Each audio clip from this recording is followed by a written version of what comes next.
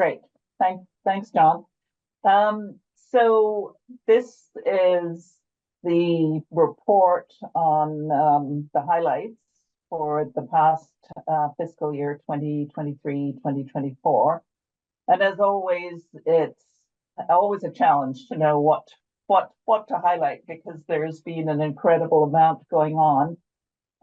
So this is in some ways the tip of the iceberg, but of course there is lots of information on our website, and we're certainly open to hearing from any of our members if you have particular questions about any of our programs or news coming out from Ontario Nature. So I'll start going through the main highlights for the year. Next slide. So I'll start with protected areas. And I think as most of you probably know that Canada is committed to protecting 30%, well, it is 30% of Canada, of Canada's lands and fresh waters and oceans by 2030. And this sort of rolls down, I guess, to each of the provinces. So in Ontario, Ontario Nature has been pushing hard for Ontario to make progress on achieving protected areas and conserved land areas targets to achieve 30 by 30 here in Ontario, which is it's a tall order because we're nowhere close. Next slide, please. But Ontario Nature specifically, one of the highlights of the work that we've been doing over the last several years is, excuse me, working with municipalities and conservation authorities in particular to have lands that they own assessed to determine whether they actually meet the criteria to be counted as protected and conserved lands and actually count towards the 30 by 30 target. So this year, this past year, our team assessed lands of 3 municipalities and 1 conservation authority, and these were added to the protected area target. This amounts to over 12,000 hectares of protected areas in southern Ontario, which is roughly the size of Bruce Peninsula National Park. And these are included in what's called the Canadian Protected and Conserved Areas Database. And that's where all lands that are eligible to be counted towards the 30 by 30 target, that's where all that information is accumulated. And to date, over the time that we've been doing these assessments, we have assessed and successfully had included as protected areas about 23,000 hectares of land, which are managed by 8 different conservation authorities and 8 different municipalities. And this work is ongoing. Part of our work this past year or so has actually been working with other municipalities to get their commitment to have their lands assessed to determine whether they're eligible to be counted. Next slide. The Forest Stewardship Council conservation lands, we've been working on this initiative for quite a number of years, and the big sort of goal is to have the 1 million hectares of lands within Forest Stewardship Council certified forests. There are conservation lands that are identified as part of the certification process. And our goal is to have those be counted as protected areas or conservation lands and be eligible to count towards the 30 by 30 target. So we've been doing a lot of work, and I can't do it justice really in terms of everything that's been ongoing, but This year we produced a report on the economic cost benefit analysis of protecting FSC designated conservation lands. And we also produced a report on the legal and policy options that are available to protect FSC designated conservation lands. So these are two of the sort of major tools to determine how these lands can actually be counted as protected and conserved lands that meet the 30 by 30 target. One thing that was achieved was working with Domtar and the Eagle Lake Farabat Peninsula Coalition. That was a successful negotiation to include over 5,000 hectares of wetlands as FSC designated conservation lands where no logging will occur. So we were able to get that area withdrawn from logging. Next slide, please. We've also been extremely active on the wetlands front with our wetlands campaign. As many of you will be aware, the rules that the government has brought in with respect to wetland protection have changed dramatically, so that many of our wetlands, provincially significant wetlands and other wetlands, are at risk of being open for development. So we've been working on education and engaging with municipalities and conservation authorities. And also we've been working on wetland offsetting for a number of years. That's a process whereby if a wetland is destroyed, that it can supposedly be replaced by creating a new wetland, which is pretty problematic. But we've produced a report which promotes wise policy examples for wetland offsetting in Ontario. So we're trying to make sure that conservation authorities and municipalities are well informed in terms of good options that they can adopt. We've also been producing a lot of education resources because one of the things that wetlands are really important for is a nature-based solution to climate change. And presently, I think wetlands are generally undervalued. And also, I just want to highlight that our youth council has a wetlands campaign and have been working in tandem with our staff to produce materials to educate people about the importance of wetlands and the threats that they face. Next slide, please. And I know most of you are probably aware, especially if you live in the sort of Greenbelt area or adjacent areas, the government had proposed horrendously to remove chunks of the Greenbelt for development, and that also includes part of the Oak Ridges Moraine.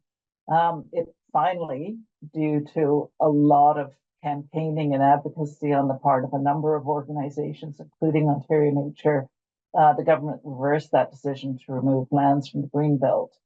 But subsequently, that decision was compromised when the province invited municipalities to determine whether lands should remain outside the Greenbelt. Next slide, please. So our nature reserves, there's been a lot of activity, as always, related to our nature reserves. Next slide.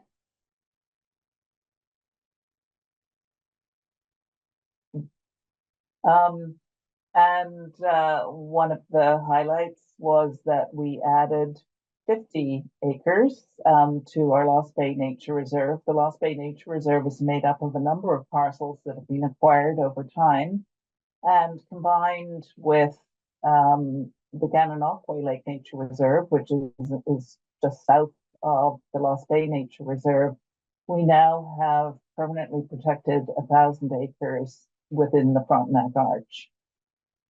And these photographs are from the new property that was added this past year. And we are also in the process of, well, just about soon to acquire another addition to the Gananoque Lake Nature Reserve. So that's exciting because this area is incredibly biodiverse, and the opportunities for conservation really do exist because there is a lot of intact habitat, but of course, you know, a lot of pressures from potential developments. So we have a great opportunity and we need to act on that opportunity while it's still there. Next slide, please. And then we had a BioBlitz at our Sauble Dunes Nature Reserve, which is in the southern part of the Saugeen Peninsula, close to, not far, just north of Sauble Falls, just north of the Sauble River. And BioBlitzes, just to highlight, these are volunteer events with experts on different groups of species, working with volunteers, and it helps increase the information we have in terms of species inventory for our properties. So we've done a number of BioBlitzes over the years, and last year it was Sauble Dunes. And then I think some of you may remember that we've been working for several years in restoring habitat at the Sydenham River Nature Reserve. This nature reserve had a number of farm fields that have been under active restoration to convert them ultimately to Carolinian forests through natural succession. This past year, we planted over 1,200 trees and shrubs and over 800 wildflower plugs. And part of the restoration process is monitoring vernal pools and subplots in the restored fields to actually be able to measure the effectiveness of the restoration efforts over time. And the staff, our own staff and stewards, also conducted butterfly and breeding bird surveys and snake and salamander monitoring. So this all gives us really great information on how well our restoration efforts are doing over time. And we also established a bat monitoring station in collaboration with the Ontario Land Trust Alliance. I want to give a big shout out to our nature reserve volunteers.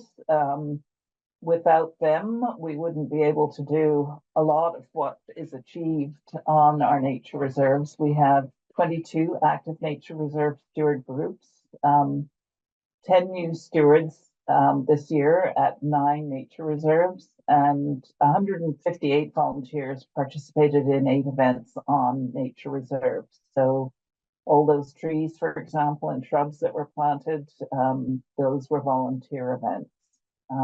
So many thanks to our many volunteers who have helped out at all of our nature reserves. Next slide. And our conservation science work, next slide. First, I want to mention the Ontario Breeding Bird Atlas, which I'm sure many of you are participating in.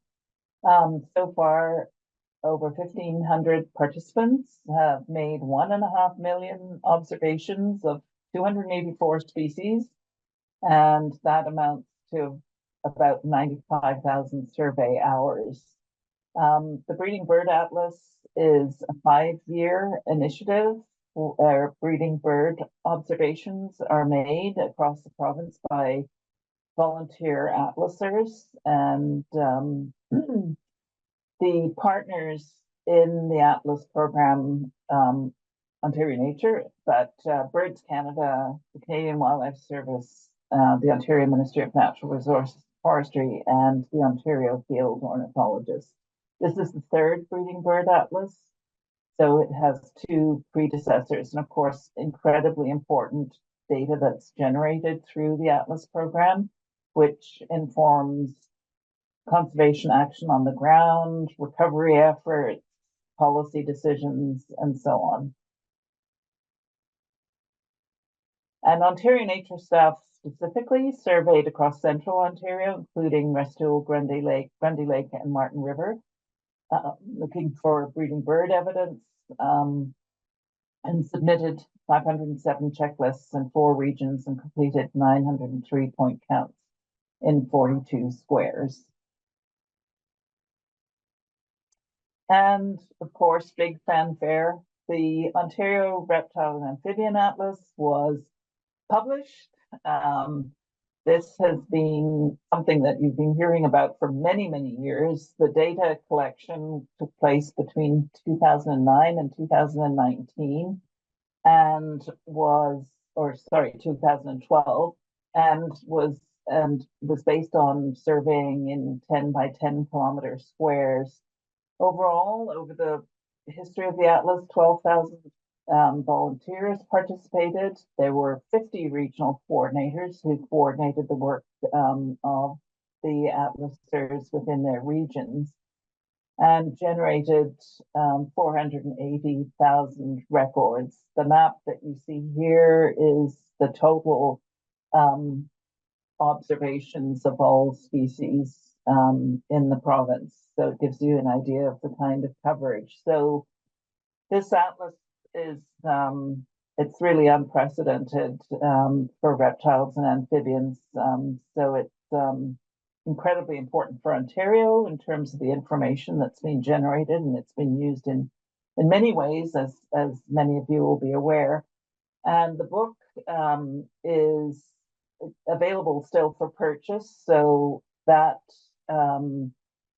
is the link to our website if you're interested in purchasing the Reptile and Amphibian Atlas publication.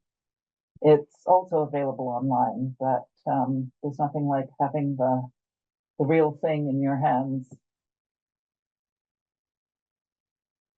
And then, of course, one of the initiatives that came out of a lot of our work that we were doing on the Reptile and Amphibian Atlas was long-term snake monitoring. And this has been ongoing for a number of years. And this past year, monitoring was completed at 5 sites and included 21 conservation partners, such as Ontario Parks, educational institutions, land trusts, and also the public. And also we've been doing specific snake monitoring in Ontario's priority place, which is Long Point Walsingham Forest, and that is designed specifically to inform the management of tallgrass prairie habitat. Next slide.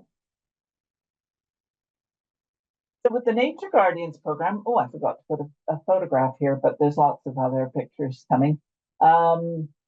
The Nature Guardians program, over 1,300 youth were engaged with the Nature Guardians youth program, and 263 youth. And when we say youth, we're talking about primarily high school age young people. 263 learned about protecting Mother Earth through cross-cultural land-based activities with our Indigenous partners. So that's part of the Youth Circle for Mother Earth initiative, which Ontario Nature was sort of the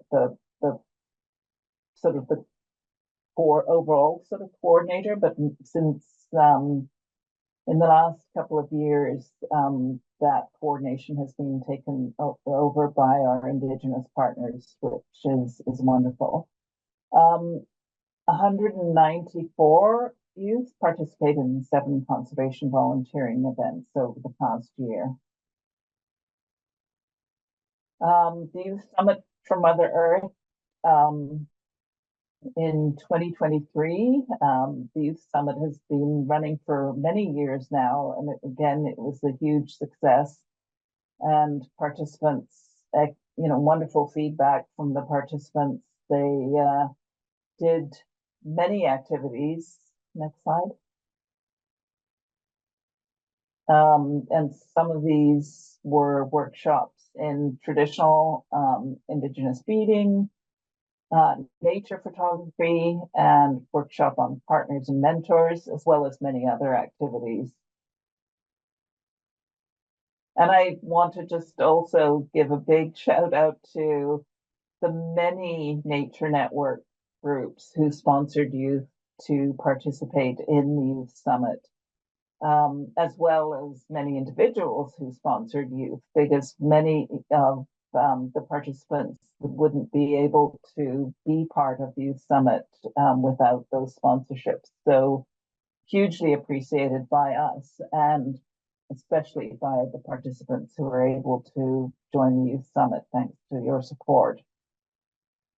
And then the Youth Council is formed, sort of reformed annually, and that they're a group of participants in the summit who decide that they would like to get more involved, and they participate in leadership training opportunities and take on specific projects. I mentioned the wetlands campaign, so the wetlands campaign is a big one.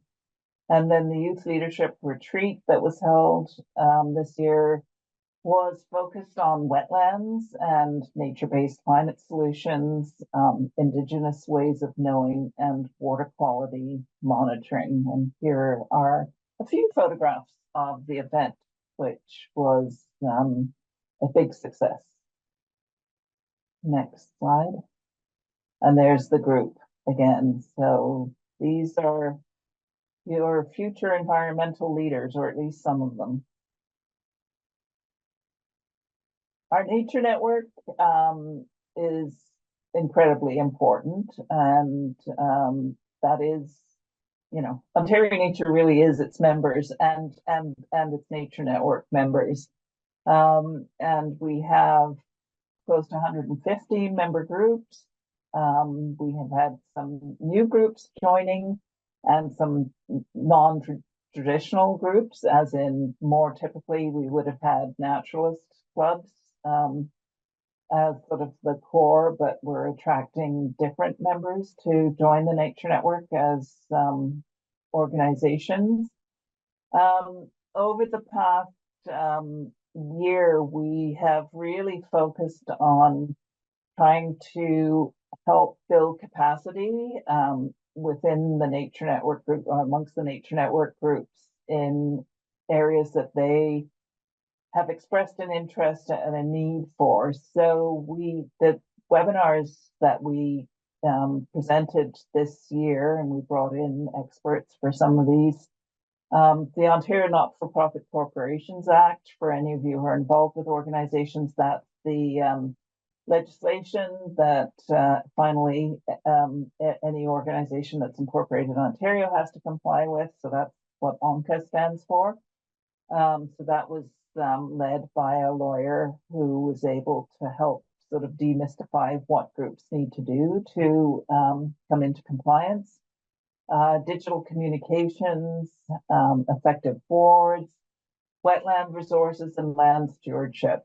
So we're constantly listening to the Nature Network to determine what kind of training the groups feel that would be beneficial for them, so that we can help build capacity on an ongoing basis. And now, finally, I would like to introduce your Ontario Nature team. This is just a few of them. I'm not going to name everyone because that would take too long. But sorry, is that the first slide? Yes. So you're the Nature Reserves and Conservation Science team, and the team has grown actually since these are some of the core team, but of course every year we have new interns joining us. So the team is sort of constantly changing, and these are the groups. Mara Sukumar, with the huge turtle, is the Director of Conservation Science and Stewardship. And I just realized that I don't have Jenna Quinn on this slide. So apologies, Jenna Quinn is missing from this slide. She's the Conservation Science Manager, and Marcus Madalena on the bottom right is the Nature Reserves Manager. Next slide. Your communications and engagement team, John, who you have met on this already in the AGM, and Irene and the whole group of the communications and engagement team, and that includes the Nature Network. Next slide. Finance and administration, never to be underestimated. And there's our amazing team, which includes GIS support as well as financial and administrative roles. And the conservation policy and education team. I just want to highlight that Anne Bell in the middle, I'm sure you all recognize Anne Bell. Anne has retired. So sadly, she is no longer part of the team, but she's never very far away. So I'm sure we can rely on her for her good counsel and advice going forward. And just wanted to mention that Tony Morris on the bottom is Anne's successor, and he's Director of Conservation Policy and Advocacy and Campaigns, sorry, yeah. And our development team, there they are. Kristen might look familiar to some of you. She's in the middle top.